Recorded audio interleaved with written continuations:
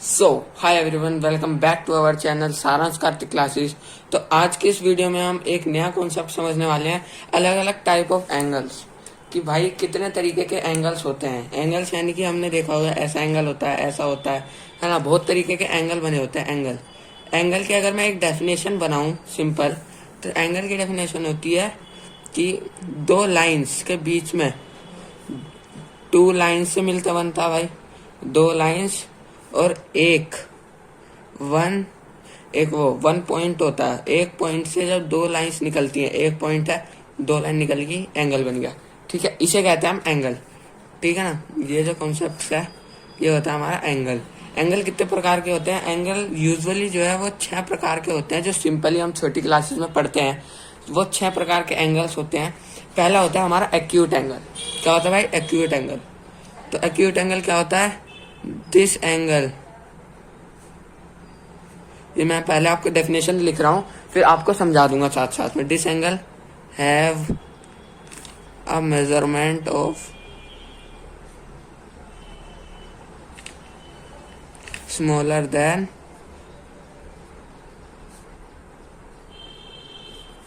90 degree. 90 degree के smaller होगा ये एंगल। ठीक है, जैसे कि मान लो अभी मैं यहाँ पे वो डी लेके नहीं बैठा हूँ, वरना आपको प्रैक्टिकल भी दिखा देता।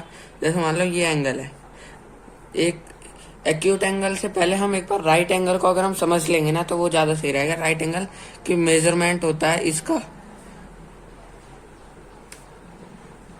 Of 90 degree. 90 डिग्री के एंगल को, जहां पे भी आपको 90 डिग्री का एंगल दिख जाएगा, वहां पे आपको पता चल जाएगा कि ये राइट एंगल है। जैसे कि एक ये हो गया, ऐसे जो सीधी लाइन हो, है ना, परपेंडिकुलर होती है जो लाइनें एक दूसरे के परपेंडिकुलर होती हैं, वो भी 90 डिग्री का ही बनाती हैं। तो ये एंगल जो है ये भी 90 डिग्री का है ना। आप अगर ये एंगल निकालोगे ना, तो ये भी 90 डिग्री का ही आएगा। ठीक है ना, ये बात आपको क्लियरली रखनी कि मेजरमेंट 90 डिग्री एंगल होता है ना, दो लाइनें सीधी सीधी परपेंडिकुलर एक दूसरे पे, है ना। तो अब हम एक्यूट एंगल पे आते हैं। एक्यूट एंगल क्या होता है भाई? 90 डिग्री से छोटा।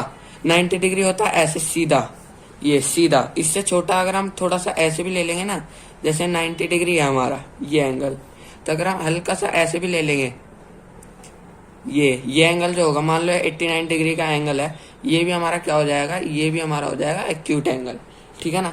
ये मान लो 45 डिग्री का, मान लो 85 डिग्री का, मान लो 3 डिग्री का भी एंगल होगा ना, ऐसा बिल्कुल ऐसा, या ऐसा देखो, ये एंगल भी जो मान लो 3 डिग्री, 1 डिग्री, जितना भी है। 0 डिग्री तो भाई वो सीधी लाइन ही हो जाएंगी ना एक दूसरे पे ओवरलैपिंग, तो वो एंगल एग्जिस्ट ही नहीं करेगा, एंगल ही नहीं कहेंगे उसे। 1 डिग्री का एंगल भी एक्यूट एंगल होगा। ठीक है, अब राइट एंगल समझ लिया। ऑब्ट्यूस एंगल क्या होता है? हायर देन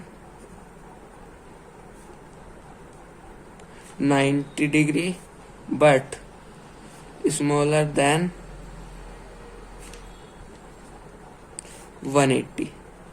अब 180 का एंगल जो है, 90 डिग्री का एंगल ये है।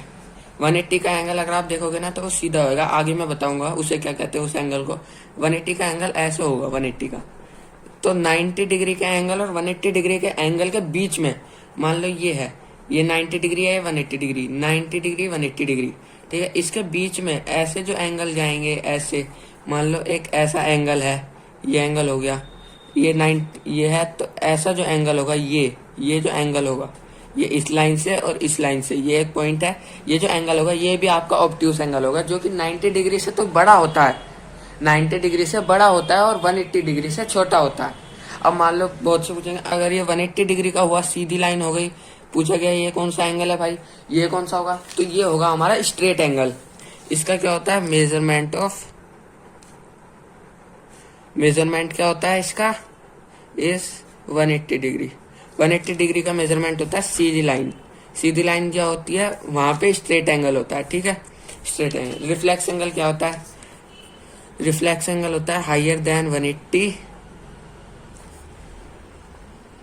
180 डिग्री बट स्मॉलर देन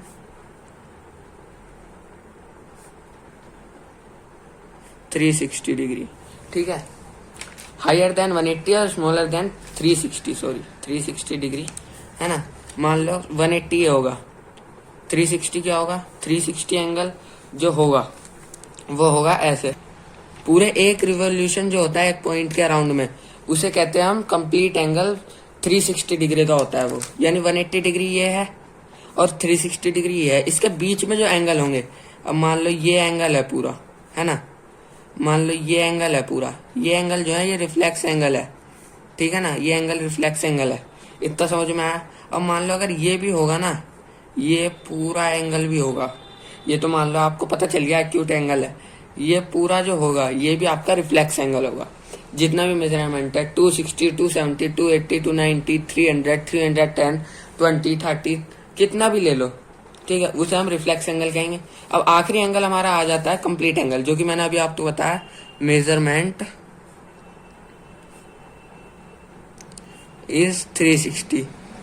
जैसे ये मैंने बनाया है ना यहाँ पे, ये एंगल हमारा आ जाएगा कंप्लीट एंगल में, ठीक है, कंप्लीट एंगल।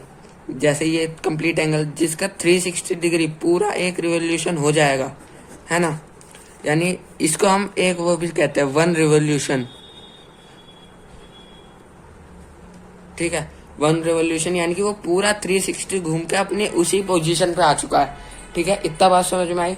चलो तो अब एक बात समराइज कर देते हैं। एक्यूट एंगल 90 डिग्री से छोटा होता है, राइट एंगल 90 डिग्री का होता है, ऑब्ट्यूस एंगल 90 डिग्री से बड़ा होता है पर 180 डिग्री से छोटा होता है, स्ट्रेट एंगल 180 डिग्री का होता है, सीधी लाइन होती है, रिफ्लेक्स एंगल 180 डिग्री से बड़ा होता है लेकिन 360 डिग्री से छोटा होता है, ठीक है। कंप्लीट एंगल पूरा एक रिवोल्यूशन 360 डिग्री का होता है, ठीक है। तो आई होप आपको आज का पूरा लेक्चर में जो भी मैंने समझाया पूरा अच्छे तरीके से समझ में आया होगा। अगर आपको ये वीडियो अच्छी लगी है तो इसे लाइक कीजिए, दोस्तों के साथ शेयर कर दो भाई, जिससे उन्हें भी ये कॉन्सेप्ट समझ में आ जाए। और अगर आप चाहे ऐसी वीडियोस आप और देखना चाहते हैं, ऐसी कॉन्सेप्ट्स को समझना चाहते हैं फन वे में, तो आप हमारे चैनल को सब्सक्राइब कर सकते हैं और कमेंट में ऐसी और टॉपिक्स को बता सकते हैं जिससे कि हम आपकी मदद करेंगे इन कॉन्सेप्ट्स को आपको समझाने के लिए, ठीक है। तो मिलते हैं आपको अगली वीडियो में, bye, thank you for watching.